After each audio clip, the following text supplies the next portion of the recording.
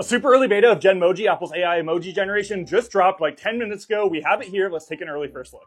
We're gonna simply go to our messages, go to our emojis like we normally would, and we'll see this plus at the top right here. We're gonna click that. We can then prompt it with whatever we want. We're gonna start with something simple and do something like frog with guitar here. Should be a really simple little character. We're not gonna cut it here so you can see how long it takes. And just like that, we have a frog with a guitar. I believe it generates multiple different ones, so we can scroll through them here. Choose one we like. I like this one. We're gonna click add, then we're gonna be able to send it as an emoji. All pretty straightforward. And if we want to reuse it, it's going to show up in our previously used emojis, ready to use whenever we want, so that's really convenient. Characters are obviously going to be pretty easy for it, but I want to see how it handles more abstract things, so let's do desk with lamp on it, something that's not necessarily a character, more like a thing. Again, we'll let it load, let's see how it does. Yeah, honestly, that looks pretty impressive. Let's add that in. Cool thing I found in the settings here, if you hold on the emoji and click emoji details, you can see the prompt that generated it. I can see that being pretty useful. The thing I wanted to check here, if the prompts are replicatable, so let's do frog with guitar again and see if it comes up with the same frog or different ones every time. These look like the exact same emojis, so it's good to know you'll be able to recreate ones with the same prompt if you need. We've been messing with Genmoji all day. Let me know if you guys have any questions or prompts you want me to try. With this update, we also got image playground, which if anything is even more impressive, so keep an eye out for a video for that. Thank you for watching, and I'll catch you in the next video. Here's a 3-minute crash course from a huge smart home nerd on how to choose the right smart lock for your home. There's so many different variables to look out for when buying one of these. I'm gonna help you understand what to look for your specific situation, as well as give you a few recommendations at the end. Let's dive in. So the first thing you need to understand is the 3 different ways they can be mounted. The first option is going to be the full hard mount lock. This is where the smart lock replaces the entire lock, both on the inside and the outside of the door. Now, this is the best type of lock from a functionality perspective because it replaces both the inside and the outside of the lock. Specifically on the outside of the lock, you can have things like a keypad or a fingerprint reader, as well as, of course, a regular key. 2 major downsides to these, though. They're a little bit more complicated to install than the other ones, but still very simple. But the big one is they're going to change your key and the outside of the lock. For example, if you rent your place and your landlord has the keys and you can't change out the entire lock, this is probably going to be a no-go for you. And then even if you own, some condo buildings won't allow you to alter the exterior of your door in the hallway, so something like this isn't an option. So if the hard mount lock doesn't work for you, you have 2 options. And that's going to be locks really similar to the August lock, where the outside of your door stays the exact same, including the key. All you do is you take off 2 screws on the deadbolt lever, and the lock replaces that. So there is still a tiny bit of install, but it takes literally 1 minute. Your lock remains the same, your keys remain the same. If you're a renter, the landlord probably won't know the difference, and you still get full smart lock functionality.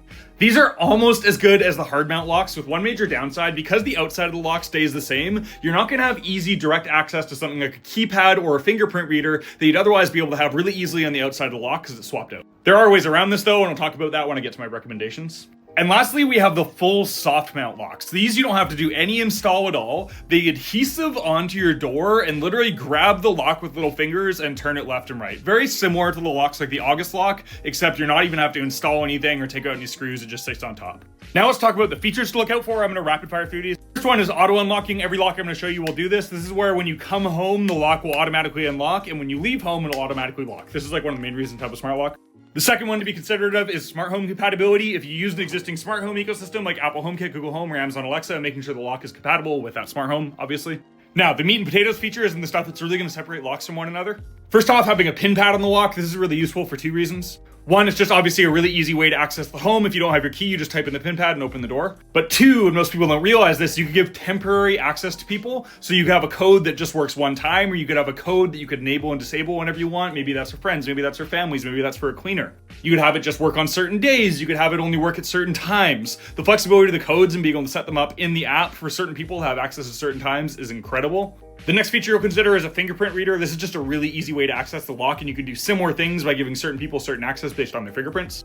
Apple HomeKit, this is a really big one that I really recommend looking out for if you have an iPhone, where you can effectively use your iPhone as a key. All you need to do is tap it to the lock and it'll automatically open up. Another one to look out for is NFC, where you could use NFC tags either in the form of these little fobs or cards. It's just like a hotel room, and tap it to the lock. Again, this is really useful if you have guests and you want to give them access. You don't want them to worry about a code. You still want these tags. You could also revoke and re-give access to these keys at all times. The very last thing to consider is whether it's Bluetooth or Wi-Fi. If it's Wi-Fi, the battery life won't be as good, like not nearly as good, but it will be connected at all times and you won't need a hub or anything.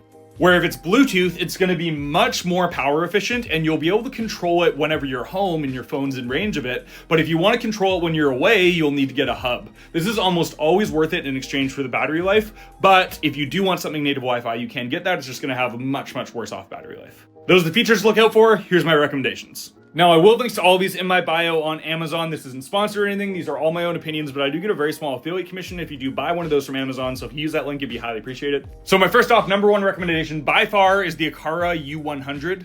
It's on sale right now with a $40 off coupon. It's 150 bucks. This is a hard mount lock, so you will have to install it on your door, but it has every single feature we talked about. It has the pin pad, it has the fingerprint reader, it has a manual key override you can't see here, but it's under this little plate. It has Apple HomeKit, it has NFC, so you can give your guests those little key cards like I showed you. This thing has literally every feature you could want. Again, the only downside is it is a hard mount, but if you're able to do that in your home, don't even think about it, just get this. Now, there is one major downside aside from the hard mount, and that is this thing can't be easily rekeyed. So if you're gonna have multiple of these in your home, it's gonna be pretty tricky to change the keys for them to all match. That is the one downside of this thing. If you do wanna save some money and be able to rekey, the newer U50 is not only cheaper, but it's really easy to rekey. So you could buy a bunch of these and have all the keys be the exact same for your home. Only downside of the U50 is it doesn't have the fingerprint reader, but you're saving money and you're getting the ability to rekey. This thing's a really good bang for your buck at 110 bucks. Now, moving on to the locks that can be mounted on the deadbolt side. First off, we have the August. This is a good option because it's cheap, it's sought after, it's been around for a long time, it's easy to set up. One downside though is this is Wi-Fi, so the battery lives aren't as great on the August, but they otherwise work great. There is, however, a new option on the market, which is the Aqara U200. This thing has every feature you could possibly ask for and more. This thing's incredible.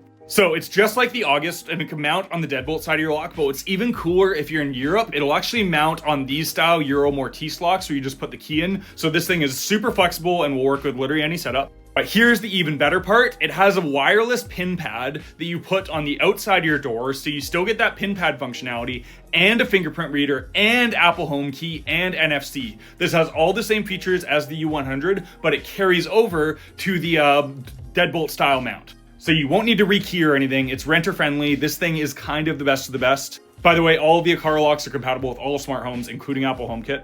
And they are Bluetooth, which means they will work natively, but you would need to get a hub if you want them to work totally wirelessly.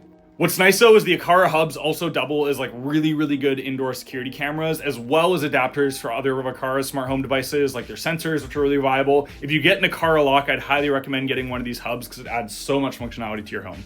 And last but not least, again, I would only do this as a last resort if the Aqara or August lock really won't work for you because your landlord won't let you install or whatever, is the SwitchBot lock. This is not compatible with Apple HomeKit, but it is Bluetooth, so it will be more power efficient and it comes with its own hub. So it's a little bit cheaper, but $130, and I think there's a little coupon there. What is that, 20% off?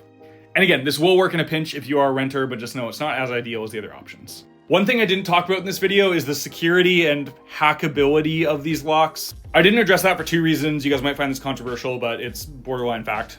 One, the companies I recommended are overall reputable companies who don't have like some crazy queer backdoor in them, which is possible nowadays if you go with a really sketchy company, but very likely won't be a thing. But more importantly, number two, the deadbolt is not the most vulnerable point of your home. I can almost promise you it's 1,000 times easier if somebody really wanted to get in your house to smash the window than hack into your door lock. This gets really deep into conversations about security and vulnerabilities, but just know that the deadbolt on your home is not the most vulnerable point of your home. If somebody wants to get in, they will, and the quality of your deadbolt very likely won't be a big variable in that. Again, there is some nuance there. Just know that all the ones I recommended are really good from a security perspective. They have high enough quality deadbolts where they're similar to most ones you'd have in the consumer market, and it's not necessarily something you need to worry about if you go with ones I recommend. Not legal advice or whatever. Anyway, you'll find links to all of those in my bio. I hope that was kind of helpful. Let me know if you guys want any more deep dives on how to choose smart home products like that, because I really enjoy it. I'll catch you in the next video.